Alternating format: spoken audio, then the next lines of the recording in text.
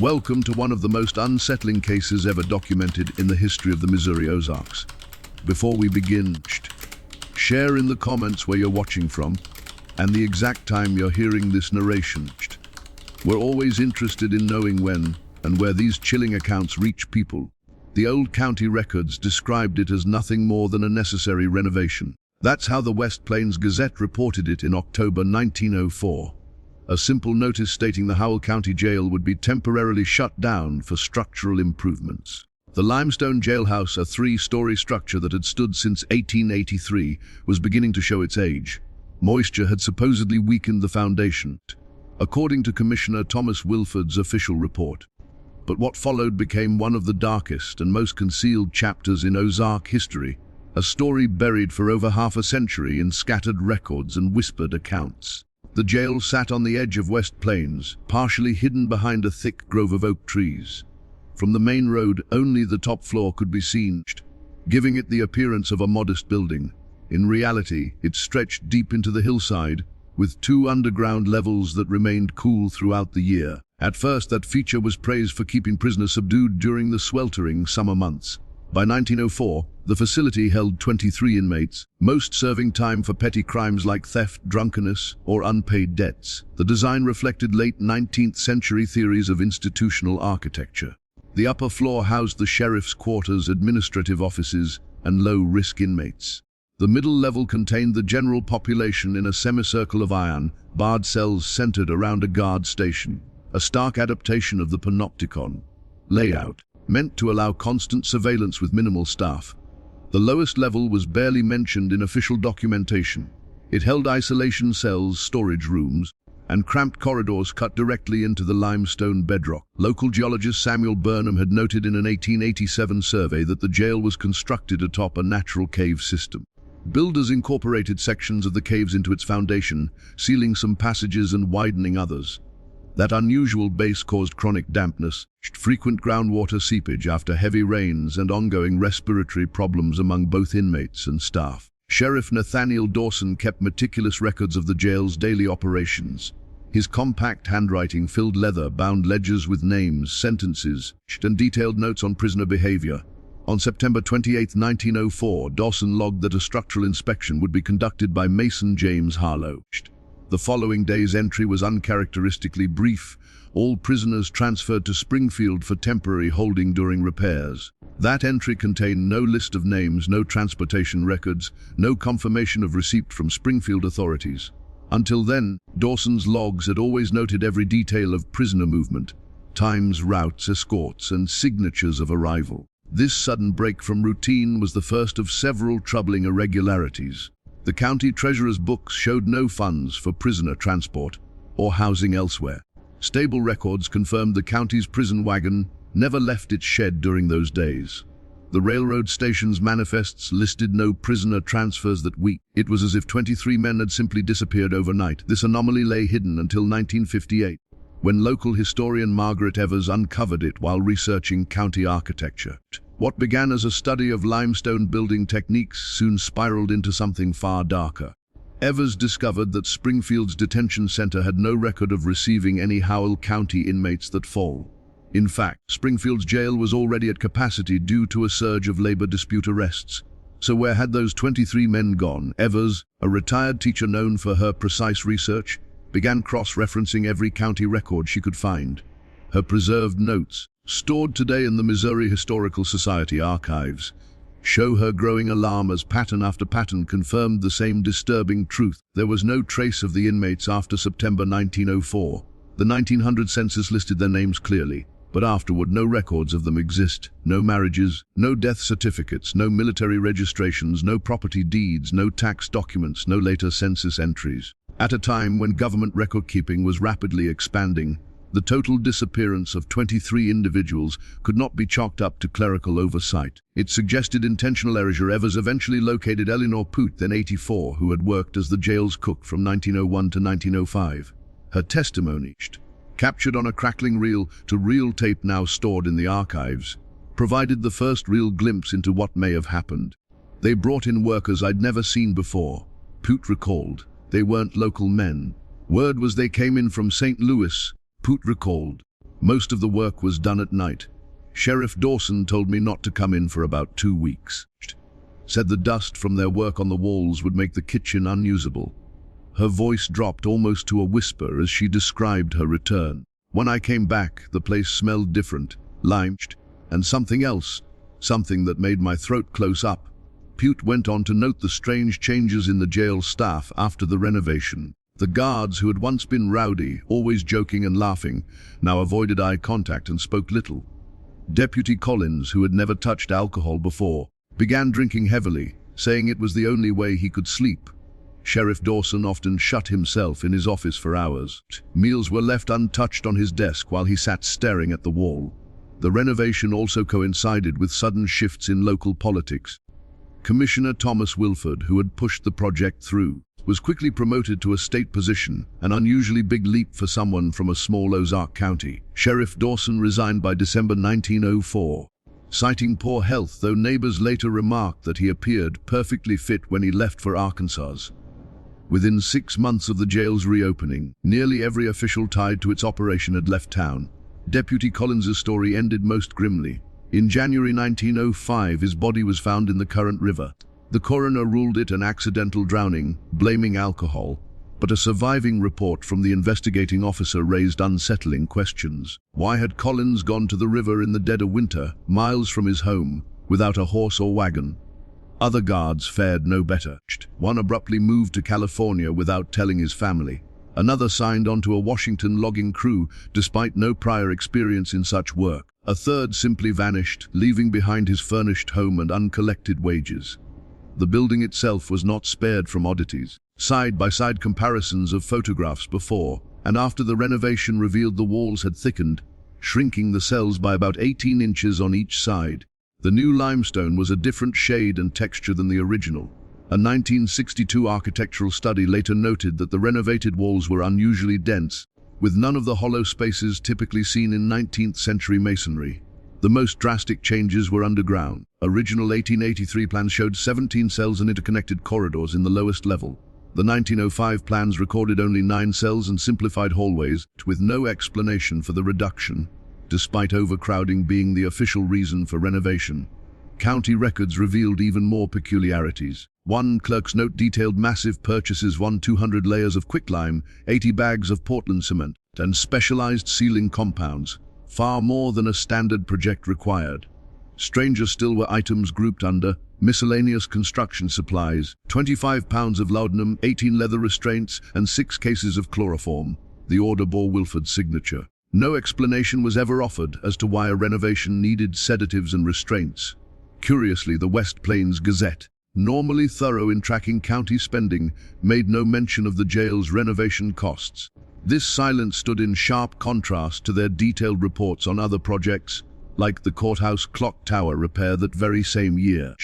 When Margaret Evers later attempted to examine the financial ledgers, she found that the pages covering the jail's expenses had been carefully removed. The cut was so precise that only the missing page numbers gave it away. The newspaper's editor at the time, William Schrader, was Commissioner Wilford's brother-in-law and a leading member of the West Plains Business Association. Minutes from a September 1904 meeting of the association referenced a community improvement initiative, requiring absolute discretion. No details were written down, but all present pledged assistance and silence until Commissioner Wilford deems it appropriate to disclose. In the weeks following the renovation, strange events were reported near the jail. A night watchman at the nearby mill described terrifying wails, which he blamed on mountain lions. A local doctor was summoned twice to treat guards who fainted for no apparent reason. Most telling of all was the abrupt disappearance of 2 stonemasons hired for the renovation. Boarding house records showed they left without collecting their final pay and abandoned personal belongings in their rented rooms. Across the street, butcher Horatio Clean noticed something deeply unsettling. In his diary he wrote, "The smell is unlike anything I've encountered in my profession. It clings to clothing, to hair, persisting even after washing." Several customers remarked on it. Sheriff Dawson insists it is only lime and mortar, but I find myself closing my windows despite the autumn heat. Clean continued documenting strange incidents around the jail in the months that followed. Klein's journal, discovered among his family's belongings in 1963, described disturbing changes in the jail's structure after the renovation. During humid weather, the walls seemed to weep. In an entry from November 1904, he wrote of a strange fluid seeping from the mortar. Sheriff Dawson had the building whitewashed 3 separate times, but within days the stains returned. They began as small, rust-colored spots that spread and deepened in hue. Members of the Methodist congregation complained about the smell as they passed by on their way to Sunday services. Reverend Simmons even suggested a blessing over the building, but Dawson refused. Klein's final note about the jail appeared in February 1905. Dawson is gone now. His successor seems unaware of what took place here. With the winter cold, the walls have ceased their weeping. I fear spring may bring forth more than blossoms. I have decided to sell my shop. I can no longer bear to look across the street. There is knowledge one cannot live with. The diary ends abruptly. County documents confirm that Klein sold his butcher shop in March 1905 and moved to Nebraska. His 1917 death certificate listed the cause as melancholia leading to self-starvation, a diagnosis consistent with what today would be recognized as severe depression. Decades later, in 1961, Dr. William Thornton, a geologist surveying historic Ozark structures, collected core samples from several buildings, including the long-abandoned jail. His report, privately circulated in academic circles, noted unusual anomalies within the walls. Between the limestone and mortar, he found what he described as organic matter embedded in the mix. Thornton sent samples to a laboratory in St. Louis, but the results were never published. Shortly thereafter, his research halted, and he accepted a teaching post in California, leaving his Ozark survey unfinished.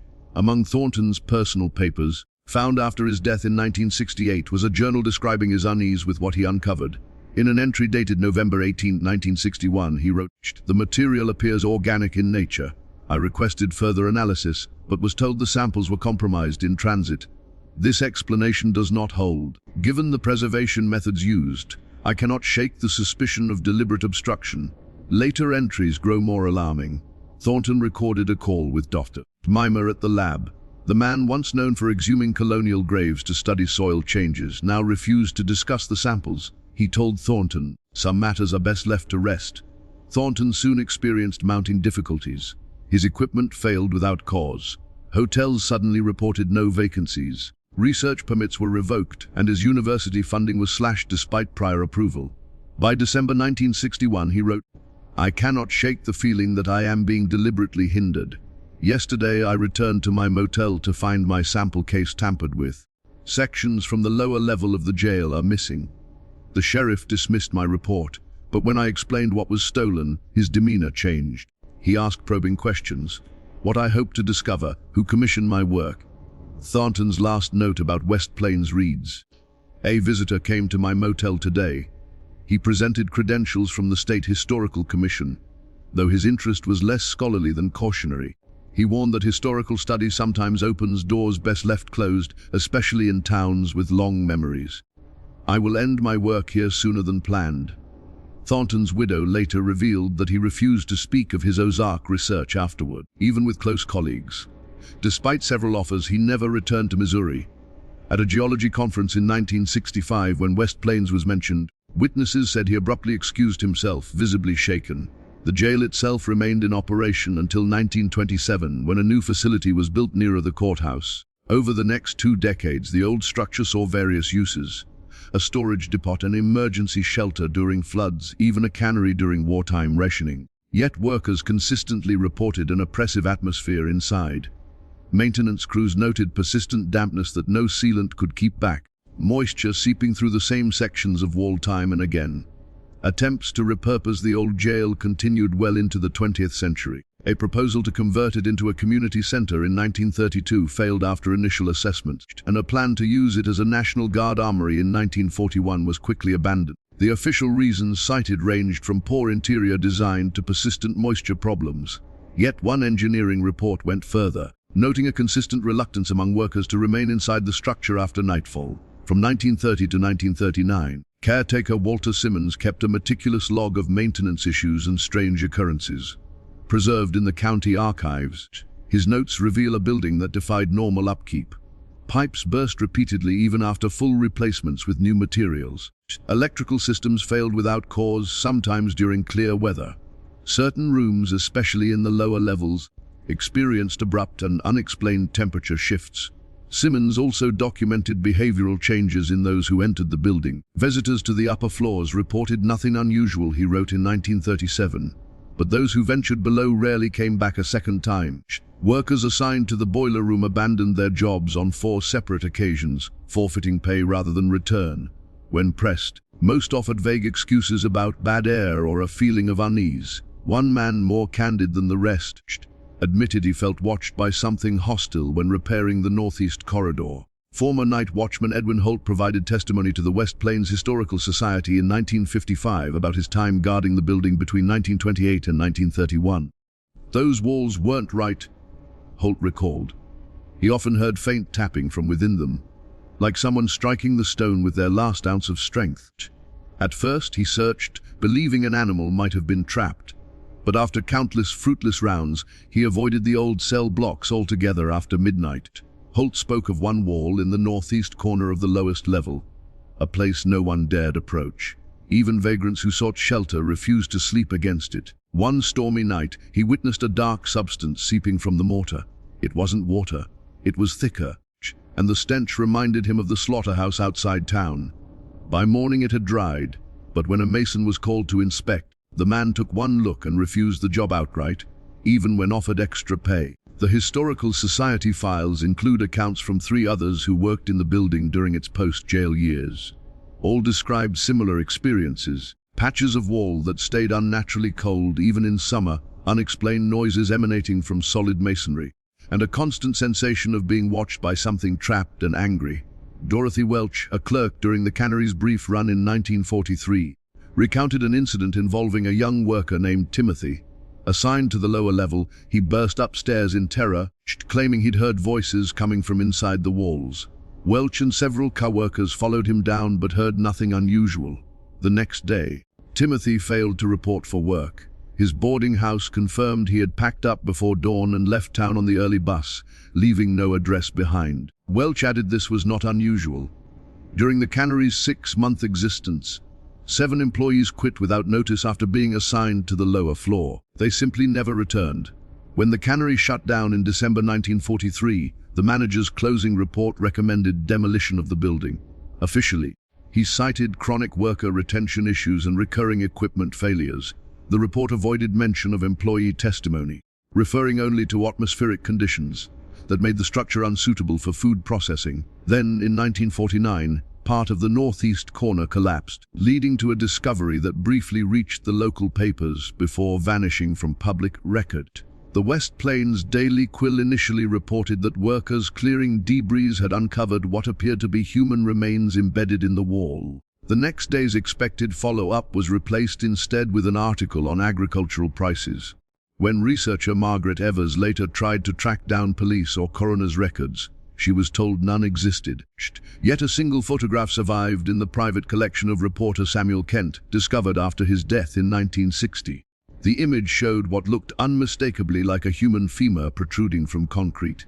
In Kent's handwriting, the back of the photo bore only 2 words: wall evidence.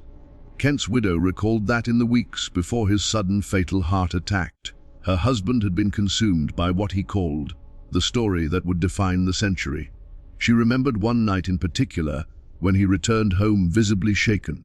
He had interviewed an elderly man who claimed to have worked on the jail renovation as a young apprentice. Kent refused to share the details but admitted the man had confirmed his worst suspicions. That evening, he locked his notes in his desk drawer, something he had never done before. By morning, the drawer had been pried open, its contents disturbed. Kent insisted nothing was missing.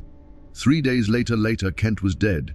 The coroner listed the cause as myocardial infarction, a heart attack consistent with age and condition, though Kent was only 47, with no history of cardiac problems. Just 2 weeks earlier, his physician had declared him in excellent health. Martin Delaney, a staff photographer at the Daily Quill and Kent's close colleague, later revealed he had accompanied Kent to document the discovery. In a 1967 recorded interview, Delaney insisted there was far more than the single bone shown in the surviving photograph. When that wall gave way, it opened into what looked like a cavity, a space large enough to hold a man. Inside you could see organic matter fused into the concrete. There were arms, stretched upward, like the person had been trying to claw their way out. According to Delaney, the sheriff arrived before they could capture more than a handful of frames. Kent's film roll was seized, but the sheriff missed the one negative Delaney had already slipped into his pocket, the image that later surfaced. Within hours, county officials had cordoned off the area and summoned a construction crew that worked straight through the night. By morning, the rubble was cleared, the wall rebuilt and the workers gone. When Kent attempted to locate the crew for follow-up interviews, he was told they had been hired from Springfield and had already departed. In 1951, the county commission ordered the jail demolished, citing public safety concerns tied to structural instability. But the demolition was anything but routine. Rather than leaving the foundation intact, as was customary, the crew was directed to strip the site completely, digging 8 feet below grade and removing every trace of the structure. The rubble was hauled to multiple sites around the county before the land was topped with 3 feet of fresh soil and planted with oak saplings. Today, it appears only as an unremarkable groove of trees. No marker, no plaque, no trace of what once stood there. The demolition foreman, Raymond Stokes, a lifelong resident of West Plains, left town immediately after the project. He never returned to Missouri, not even for family funerals, settling instead in Nebraska. His sister recalled a cryptic remark he made before leaving. "They found things in those walls no Christian should ever have to see. They made us sign papers saying we'd never speak of it." She described how the once cheerful man seemed darkened by the job. His letters from Nebraska rarely mentioned his life in West Plains, as if he were trying to erase the memory entirely. Records from Harlow Stone and Masonry, the firm responsible for both the 1904 renovation and the 1951 demolition, were reportedly destroyed in 1952 when a burst pipe flooded their storage facility. The company dissolved soon after, its principals retiring or dispersing to other states. Yet, the firm's business manager had kept duplicate ledgers at his home, discovered by his daughter in 1966. These records proved far more revealing. The 1904 renovation ledger listed unusually high wages for night work, bonuses for employees who signed confidentiality agreements, and payments to a local physician for discretionary medical services. One large payout went directly to Sheriff Dawson under the entry, Administrative Facilitation Fee. The 1951 demolition entries were equally peculiar. Materials from the site were divided into 2 categories: standard disposal and special handling required. Roughly 30% of the debris was marked as special and hauled to multiple remote sites. Notes indicated locations such as an abandoned mine shaft, a private sinkhole on the property of a county commissioner, and a newly dug section of the municipal landfill. Each site was capped with concrete, a highly unusual precaution for ordinary demolition waste. Then, in 1962, a startling discovery resurfaced the truth. After the death of former jail cook Eleanor Poot, her nephew unearthed a sealed mason jar buried in her garden. Inside was a single diary page, dated October 17, 1904. The writing, faint but steady, read, "They're sealing them in. God forgive us all. They are putting them into the walls. I heard the screaming last night. Mr. Harlow said the sedative had run out. Sheriff said it did not matter, that the concrete would set quickly enough. 23 souls. I count them in my prayers, though I fear the Almighty has turned his face from this place. Mr. Wilford says it is for the greater good, that these men are diseased tissue that must be cut away. I have given my notice, but I am told I must stay through the month's end. May God have mercy on my cowardice." On the reverse side, dated October 18th, she added, "I cannot sleep. The sounds from below are fewer now. Mr. Harlow says 10 walls are finished, 13 remained. I saw them take Miller down just yesterday. He was still conscious, aware enough to know exactly what fate awaited him. The look in his eyes is one that will follow me to my last breath." His family was told he had been transferred to Jefferson City, and a letter bearing his signature arrived for his wife this morning. I watched the sheriff hand it to him last week. How many more forged letters will be sent out? How many families will spend years waiting for men who will never come home? The final entry read, October 19th, the Methodist minister visited, asking after Cooper, the old groundskeeper who had been jailed for drunkenness. The sheriff told him Cooper was moved due to a lung condition. The minister seemed reassured, though Cooper's lungs were as strong as an ox. I nearly spoke out right then, but fear sealed my throat. What kind of woman am I to watch such things unfold and remain silent? I will leave this place, but can I ever leave behind the memories? Some stains do not wash away. Joseph Pucht, her nephew, brought this page to the County Historical Society, but it was dismissed as the confused imaginings of an old woman with a tendency toward fantasy. When he pressed further, attempting to have the handwriting examined by an expert in Springfield, several prominent citizens paid him visits. They warned that stirring up forgotten controversies could harm his standing in the community and even his job at the lumber mill. Soon after, the diary page vanished from his home. Pucht grew increasingly withdrawn, telling neighbors he was certain he was being watched. In 1966, he sold his land and moved to Oregon. Before leaving, he confided to a trusted friend that he had made copies of his aunt's diary page and sent them beyond Howell County. "If something happens to me," he said, "those papers will find their way into the hands of people who cannot be silenced." No such documents have ever appeared, leading researchers to believe his plan worked, protecting his safety, though keeping the truth hidden. Among Commissioner Wilfrid's personal letters, donated to the Missouri Historical Society by his granddaughter in 1959, were cryptic references to what he called the permanent solution to our overcrowding problem. In one letter to State Senator Jameson, dated August 1904, Wilfrid wrote, "The financial burden of housing these dregs of society has become intolerable. Each man costs taxpayers nearly $200 a year, money better spent rebuilding schools or improving roads. We have developed a method that will eliminate this expense completely while at the same time strengthening the very institution meant to hold them. A fitting justice, one might say." Another letter sent to Sheriff Dawson just days before the renovation began gave precise instructions. The prisoners should be prepared as discussed. Administer laudanum in increasing doses over 3 days to ensure little resistance when the time comes. Those prone to violence require stronger sedation. None of them must be allowed contact with the outside. You will personally oversee the first phase so that Mason Harlow understands our requirements. By November 1904, after the project was completed, Wilfrid wrote a chilling assessment. "Our solution has been even more efficient than expected.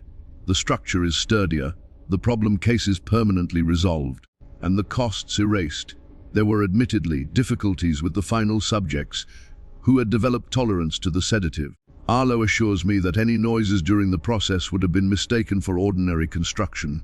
By spring, even the keenest nose will find nothing unusual around the building." His last mention came in December 1905.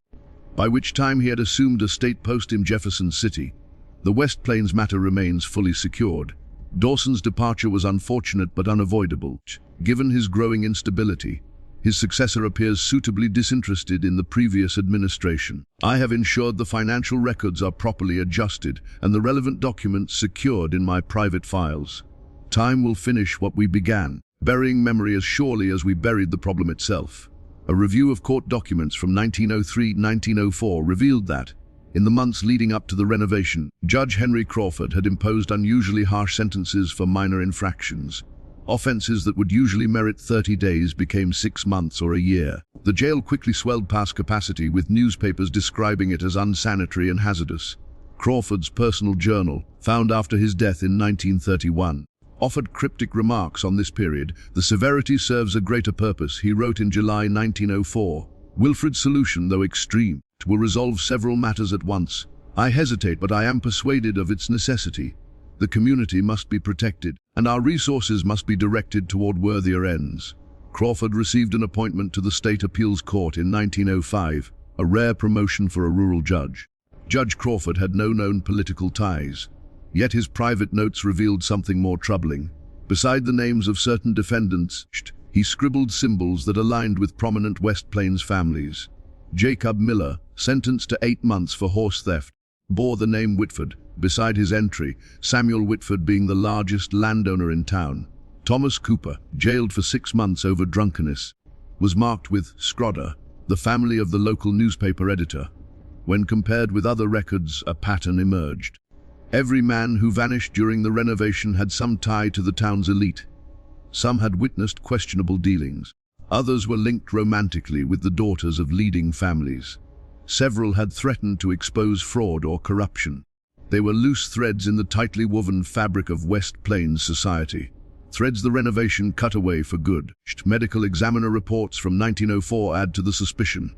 County physician Dr. Frederick Winters certified 7 inmate deaths between January and September, all officially attributed to tuberculosis, yet no outbreak was ever recorded. These deaths appeared in the county registry, but no burial sites were listed, and no local graves bear the names of the deceased. In his reports to state health authorities, Winters made no mention of tuberculosis cases at the jail, despite being required to do so. His personal ledger, preserved in the archives, revealed purchases of unusually large quantities of quicklime, commonly used in mass burials, and several pounds of laudanum, an opium-based sedative. The amounts far exceeded the needs of an ordinary medical practice. By early 1905, Winters abruptly left West Plains, relocating to Colorado. His departure was rushed, leaving patient records disorganized and accounts unsettled. A colleague who inherited his practice noted in a letter to the Medical Association that Winters seemed deeply shaken in his final weeks, relying heavily on alcohol and speaking of unforgivable sins committed in service to the community. The most damning evidence surfaced in 1964, when construction crews digging a water main near the old jail unearthed a leather satchel. Inside were what appeared to be Sheriff Dawson's unofficial records. Though water-damaged, parts remained legible. The documents outlined payments from the county's wealthiest families, politicians, businessmen, and landowners, designated for what Dawson chillingly called permanent inmate removal. These payments coincided with the disappearance of men whose existence had embarrassed or threatened these families. Among the 23 who vanished were men accused of fathering children with daughters of prominent citizens, attempting to expose financial fraud, or organizing labor movements in the mines. In short, they were men whose continued presence endangered Howell County's ruling order. The satchel also contained a crude sketch of the jail's floor plan, marked with locations where specific inmates were to be sealed within the walls. In Dawson's handwriting was a note instructing that troublemakers be placed near ventilation shafts to ensure quicker completion. Most disturbing was a list of inmates with annotations on their physical condition. Notes such as strong constitution, requires additional preparation, or weakened by illness, ideal candidate, appeared beside each name. Estimated completion times range from 4 to 6 hours up to 2 or 3 days, depending on wall thickness and airflow. The crew handed the satchel to their foreman, who alerted the county sheriff. Witnesses reported that the sheriff came personally to collect it, promising a proper investigation. No official report was ever filed. Later, the sheriff claimed the papers were too damaged to read and had been discarded as worthless. Yet one worker admitted he examined the contents beforehand. In a sworn statement to a Springfield reporter in 1965, he described seeing lists of names with dollar amounts, anywhere from $50 to $500, written beside them. There were also instructions for mixing concrete with additives designed to accelerate setting and mask odors. Soon after, the worker lost his job. The story never made it to print. Reporter Thomas Lane later revealed that his editor pulled the piece after a phone call from a prominent state official. Lane tried to pursue the matter independently, but witnesses stopped cooperating. Local government contacts went silent. Requests to view county records were denied without explanation. Within 3 months, Lane was reassigned from investigative work to covering farm yields and livestock auctions. Perhaps most disturbing of all were fragments from Dawson's personal journal, also recovered in the satchel. Though many pages were illegible, several entries survived. On October 5, 1904, he wrote, "Miller lasted nearly 30 hours. Could hear him through the wall until early this morning. Arlo says next time we must place them differently to keep the sound from carrying. The men complain about the work. Doubled their pay today and gave them whiskey. Still, 2 refused and had to be threatened with charges. This business is more difficult than Wilfred suggested." Another fragment reads, "Cooper knew what was happening when they brought him down. He fought like an animal despite the heavy dose of laudanum. It took 4 men to hold him still while the frames were set. Harlow insisted the remaining pours be done only under cover of darkness. According to him, the screams carried too far during the day, and the risk of someone overhearing from the road was too great." The final surviving entry, dated October 12th, read in stark simplicity, "It is finished. 23 problems resolved forever. Harlow has sealed the records inside the north wall as directed. God may judge us, but the town will thank us, even if they never truly understand what was done on their behalf." By 1965, Nearly everyone with direct knowledge of those events had passed on. The story would likely have stayed hidden if not for Jonathan Keyes, a graduate student studying Ozark masonry practices. Keyes managed to pull the scattered fragments together into a coherent account. His thesis, submitted to the University of Missouri in 1967, was accepted yet never published officially.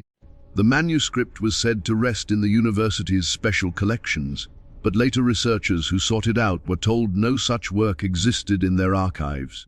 Keyes had spent 2 years gathering testimonies from elderly townsfolk, scrutinizing odd construction features in the handful of surviving jail photographs, and piecing together forgotten records.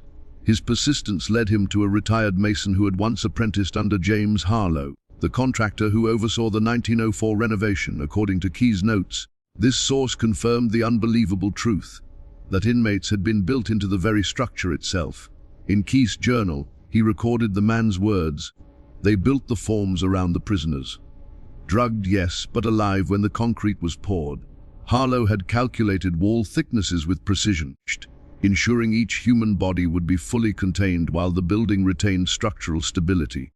Quicklime was added to both speed the curing of the concrete and hasten decomposition while masking odors. The victims' bodies were arranged to distribute mass evenly within the walls, their limbs positioned with mechanical intent. It was as much a feat of engineering as it was an atrocity. The mason recounted the process in detached, almost technical detail. First came sedation with laudanum, then the forms. Prisoners were positioned, their arms raised or bent to reduce bulk. The initial pour rose to their shoulders. Once set, a second pour buried them completely. At times, air channels were intentionally left to accelerate decay, not from mercy, but to serve microbial processes. Keyes later wrote that what unsettled him most was the man's casual tone. He spoke of entombing human beings with the same matter of factness one might use when describing how to set a window or level a foundation. His frustrations were about efficiency, not morality. He even noted how Harlow refined the method with each successive wall. Then in 1968, while continuing his research in West Plains, Keyes himself vanished. His car was found abandoned near the jail site, his notes and files gone. The official investigation suggested he had left voluntarily, citing debts and a broken relationship, but his family rejected that explanation, insisting it was completely unlike him. Professor Alan Thornhill, his academic advisor, tried to track down his missing thesis. In a letter to the university in October 1968, Thornhill voiced his unease. "I personally submitted Jonathan's thesis to the archives months ago, yet the staff insists it was never received. His notes, 2 full filing cabinets, have also vanished. More troubling still, townspeople who once spoke to him now deny it or claim their words were misinterpreted. This is not ordinary academic dispute. It feels deliberate." Thornhill's warnings were brushed aside. Soon after, his tenure review was mysteriously delayed and his funding cut. Eventually, he abandoned any further inquiry, turning to safer, less controversial projects. But in a private letter written in 1970, he confessed, "Some doors, once opened, cannot be closed without crushing whatever stands within the frame. I fear Jonathan may have been such a casualty." The last known reference to the Howell County Jail surfaced in 1969, in a letter from historian Margaret Evers shortly before her death. Writing to a colleague at the Smithsonian, she expressed despair over the barriers she encountered. "They've built a wall of silence as solid as those that entombed the poor souls. Records vanished, witnesses retract their accounts, scholars suddenly lose interest. I believe the descendants of those men are still determined to bury the truth. Perhaps it is fitting. We remain imprisoned by what happened in that place. What troubles me most is not only the horror of the act itself, but the community's enduring complicity in keeping it hidden. Generation after generation has maintained this silence. The descendants of those who carried out the deeds now occupy seats on the very boards and committees that determine who gains access to the remaining records. The jail may no longer stand, but its shadow continues to fall across every aspect of life in West Plains. And it makes me wonder, how many other such stories are buried in small towns across America, concealed by the passage of time and the instinct for self-preservation?" Her final paragraph carried a warning. "If you decide to pursue this matter after my death, and I sincerely hope someone will, be extremely cautious. 3 researchers before me have suffered accidents or sudden, inexplicable changes in their careers. My own home has been entered twice this past month. Nothing of value was taken, but my jail notes were disturbed. I've safeguarded the most damaging evidence, placing it with someone I trust, who will know when and how to make it public. Perhaps when the families tied to these events no longer hold sway in Howell County, the truth can finally be told. No such evidence has ever emerged. When her personal papers were transferred to the Missouri Historical Society, researchers noted disturbing omissions. The sections of her correspondence dealing with the Howell County Jail, which she had described as spanning 3 full notebooks and an album of photographs, were missing altogether. The official inventory included only a single line: certain materials deemed of questionable historical validity have been excluded by order of the estate's executor. That executor was her nephew, recently appointed to a judgeship in Howell County. As for the demolished jail, its stones were scattered throughout the county. Some formed the retaining wall behind the new courthouse. Others were set into the walkway of the First Methodist Church. Still others found their way into private homes and businesses sold off cheaply at a county auction in 1952. Buyers were told nothing of their origins. One retired stonecutter, Walter Grimes, recalled the experience in an interview given in 1963. "Those stones weren't right," he said. "When we split them, they sometimes showed strange markings, dark streaks, hollowed pockets filled with ash. They gave off a smell too, especially when damp. In 50 years of cutting stone, I'd never seen anything like it. We were told to discard the worst of them, but there were too many. Eventually, we just flipped the blocks over or set them inward so the odd parts wouldn't show." Grimes went further. He described one block that revealed something beyond doubt. A fragment that looked unmistakably like a human finger bone. The foreman quickly seized the piece, warned the men to forget what they'd seen, and ordered them to stop splitting the blocks altogether. From then on, they were used whole, no matter how difficult the work. None of the men argued. They'd all seen enough to know why caution was being taken. Several homeowners who unknowingly used the stones in their fireplaces later reported unsettling problems. County maintenance records between 1953 and 1957 list at least 7 complaints about chimneys in the West Plains area. Each report described smoke with an unusual, sickly sweet odor that left behind a greasy residue unlike anything produced by normal wood. In every case, the fireplaces had been built using stone salvage from the jail. All were eventually dismantled or sealed. One letter written in 1955 by Abigail Winters captured the experience vividly. "The smell was unlike anything I can explain. Not quite rotting meat. Not quite burnt hair, but somehow both. Within minutes of lighting the fire, it filled the house and lingered for days. The children had terrible nightmares whenever it persisted. Thomas finally tore down the chimney after our minister refused to step inside again until it was removed.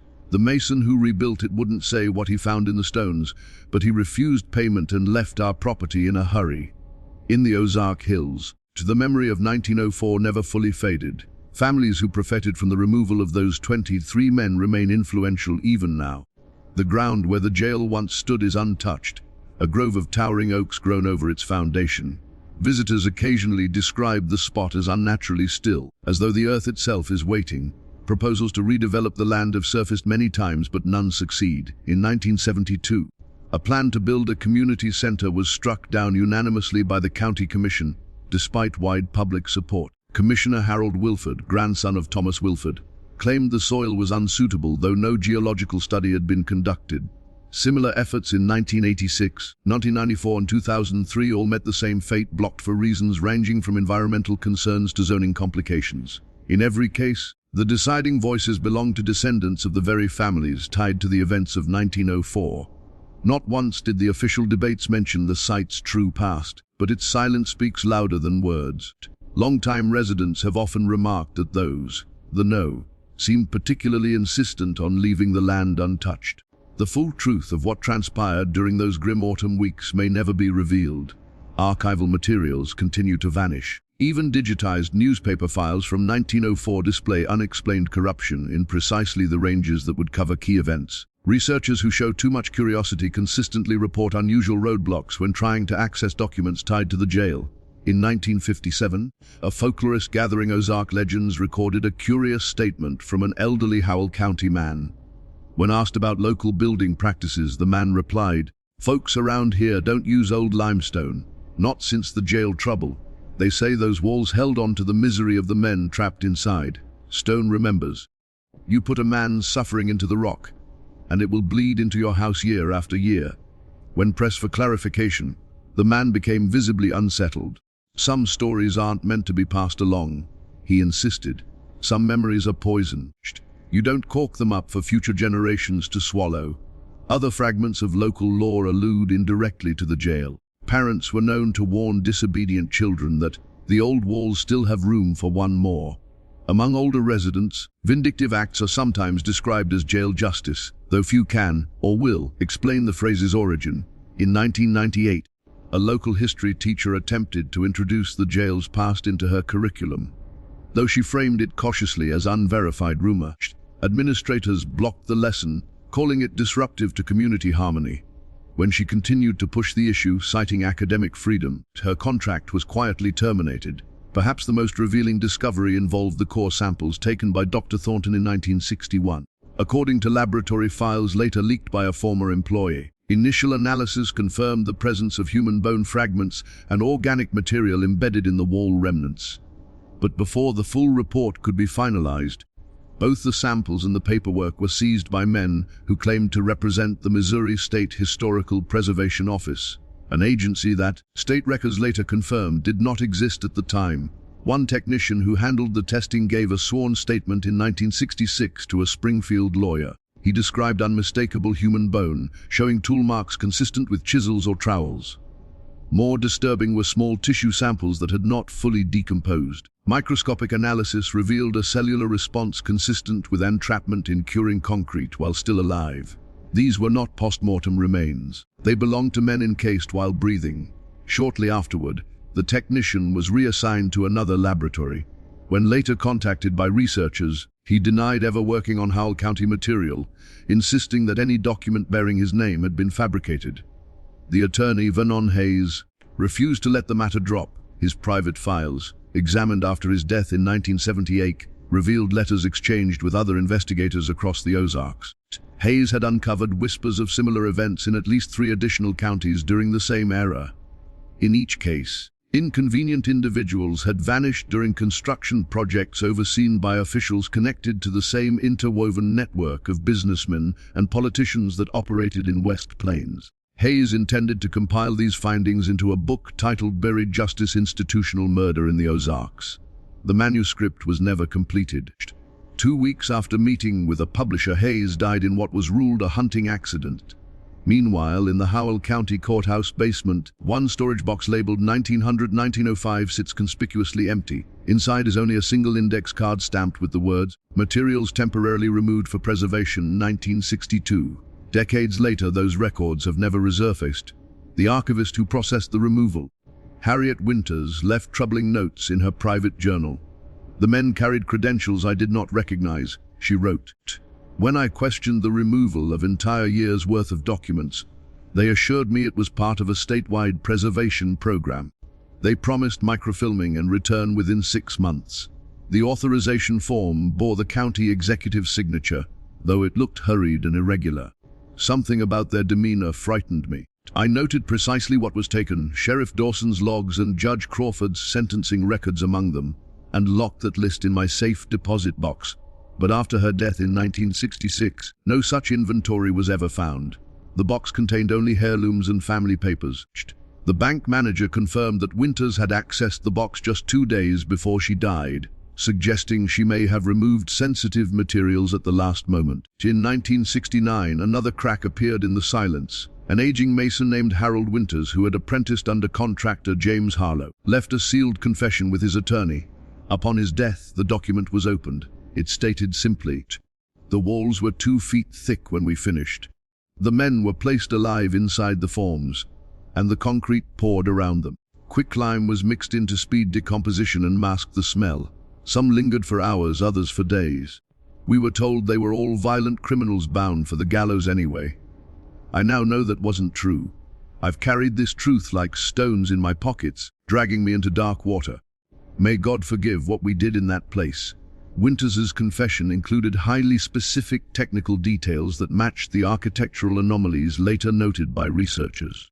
He described how Harlow altered traditional masonry practices to accommodate human bodies while still preserving structural stability.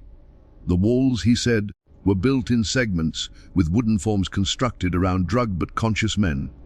Concrete was poured to their shoulders, left to partially harden, then finished over their heads. Vertical iron rods were driven down through the setting mixture, and through the people inside it. The worst part, Winters wrote, was how Harlow treated it all like an engineering challenge. He calculated weight loads and material density as though he wasn't entombing living men. He sketched plans and measurements which he later burned. He timed how long it took each to stop moving. God help me. I watched and stayed silent. The confession vanished from the attorney's files shortly after being reviewed by a St. Louis journalist interested in the case. Within a week, the attorney suffered a stroke that left him unable to speak. No other copy of the document has ever surfaced, though the journalist's notes contain direct quotes aligning with other evidence uncovered by investigators. That journalist, Rebecca Lawson, attempted to publish a story about Winters's confession in 1970. 3 newspapers and 2 magazines rejected it, despite her reputation as a meticulous reporter. The final rejection letter, from an editor who had previously championed her work, said the piece, while extraordinarily compelling, lacked sufficient evidence to justify serious allegations against powerful Missouri families. Publishing, he warned, could expose the paper to major legal risk. Lawson continued digging on her own, following the money trails linking the families tied to the Howell County Jail to various state institutions. In 1971, her apartment was burglarized. The police report noted that expensive items like her television and jewelry were untouched, but her research files, typewriter, and camera were gone. No suspects were ever identified. The Howell County Jail stands as a monument to the coldest form of human calculation. No ghosts haunt its vanished halls. No supernatural force guided the hands that mixed concrete with quicklime. The horror was entirely man-made, ordinary men turning a place of temporary confinement into a permanent tomb, and a community willing to maintain silence afterward. Since the jail's demolition, the story has resurfaced from time to time in academic circles, only to be dismissed as local legend or conspiracy. Professional historians point to the lack of hard evidence, contradictions in testimony, and the improbability of such an atrocity remaining hidden. Yet the gaps in evidence form a pattern, one of deliberate removal rather than simple loss. Records that should exist do not. Witnesses recant or vanish. Researchers face unusual obstacles. What remains is a puzzle pieced together from scraps, whispers, and conspicuous silences. Over decades, the pattern of obstruction suggests not the erosion of memory, but an organized effort to erase it. Meanwhile, the oak trees still rise over the unmarked graves of 23 forgotten men. Their roots reach into layers of imported soil above vanished foundations, and within some of West Plains' oldest homes, built with repurposed limestone, something remains sealed more than bones. It is the memory of what happens when justice is sacrificed for convenience, when human lives are weighed against prosperity and found expendable. In 2015, a property developer proposed a small retail center on the jail's former site. The plan drew fierce opposition from residents, citing environmental and historic preservation concerns. None mentioned the site's darker history. The project was ultimately abandoned. The grove remains untouched, prime real estate inexplicably left vacant. The official explanation cited soil instability, though no engineering report was ever made public. Several of those speaking at the hearings were descendants of families tied to the original events, a connection noted by an out-of-town journalist but omitted from local coverage. Today, local high school students dare each other to visit the spot, especially around Halloween.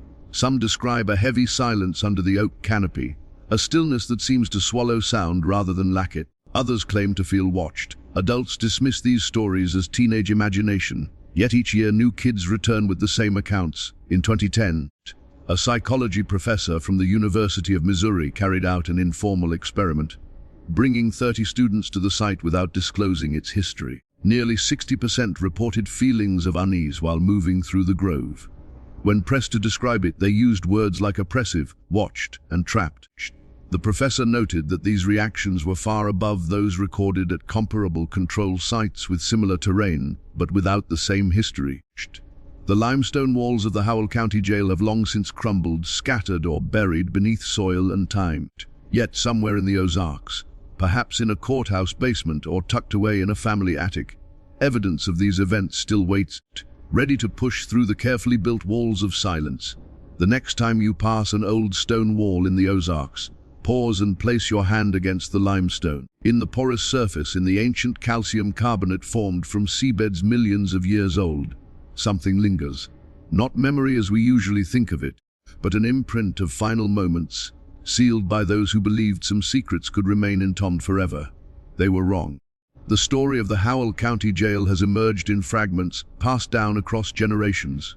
Each researcher who digs uncovers another shard of the truth. Each witness who breaks silence lights another corner of the darkness. Taken together, the evidence points not only to what occurred in 1904 within those walls, but to the vast conspiracy that followed, one spanning decades and involving hundreds of people, most of whom only knew fragments of the whole. That may be the deepest horror of West Plains. Not simply that 23 men were sealed alive into stone, but that an entire community chose silence, building another kind of prison, one not of limestone and iron, but of complicity and inherited secrets. And in that prison, the town itself has remained confined, serving its sentence for more than a century. In 2018, an elderly woman named Dorothy Wilford, great-granddaughter of Commissioner Thomas Wilford, broke that silence. Near the end of her life, she contacted a historian at the University of Missouri and surrendered documents her family had guarded for generations. Perhaps it was guilt or a need for absolution. Perhaps some secrets grow too heavy to carry into the grave. Whatever her motive, what she shared was explosive. Her ancestor's private journal, detailing the planning and execution of what he chillingly called the permanent solution. The journal described meetings with Judge Crawford, Sheriff Dawson, and Mason James Harlow, where they weighed costs, complications, and strategies for keeping their plan hidden. They even compiled dossiers on each prisoner, ranking their dispensability, and assessing the likelihood of anyone asking questions after their disappearance. Most disturbing was Wilford's cost analysis, comparing the expense of feeding and housing prisoners for their full sentences against the one-time cost of using them as building material. He even noted the added, if unspoken, benefit of deterring potential troublemakers, as the official story would always describe a routine transfer to another facility. The documents revealed that the conspiracy extended well beyond the jail itself. The town doctor, the newspaper editor, the telegraph operator, and several businessmen were all complicit, each with something to gain, whether financial reward, political advancement, or the removal of those who threatened their power. 3 weeks after handing over the documents, Dorothy Wilford ended her life with an overdose of sleeping pills. Her note was short: "Some burdens cannot be passed to another generation. May God forgive what my family has done." The materials she provided were authenticated by independent experts and now rest in the Missouri State Archives, ending decades of concealment. The final fragments of this dark puzzle are at last in the open. The Howell County Jail can no longer be dismissed as rumor or folklore. What remains is the task of acknowledging the 23 men who disappeared, not as nameless ghosts, but as individuals whose lives were judged expendable by those with influence. Their names are now known: Jacob Miller, Thomas Cooper, Franklin Ellis, William Parker, Joseph Donovan, Charles Thompson, Henry Washington, Samuel Green, David Martinez, Michael R., Patrick Callahan, Robert Johnson, James Williams, John Smith, Daniel Brown, Edward Davis, George Wilson, Harold Thompson, Richard Lee, Benjamin Adams, Frederick Jackson, Thomas Murphy, and Peter Kovatz. They were not saints. Most had committed the petty offenses for which they were sentenced, but none deserved their fate to be drugged, entombed in setting concrete while still breathing, and abandoned to die in darkness. Their last hours marked by terror and the slow, crushing realization that no help was coming. The truth of Howell County stands as a stark warning. It shows how quickly human life can be devalued when it becomes inconvenient to the powerful, and how easily entire communities can choose silence over justice. It reminds us that the most monstrous acts rarely come from lone madmen, but from ordinary people, convincing themselves they serve a greater good, or refusing to question the orders of those they trust. The oak grove still stands. The fragments of limestone still support homes and walls across West Plains. But the silence that shielded the guilty for more than a century has cracked. Like mortar worn thin by time, the truth has emerged from its tomb, and history must now reckon with it.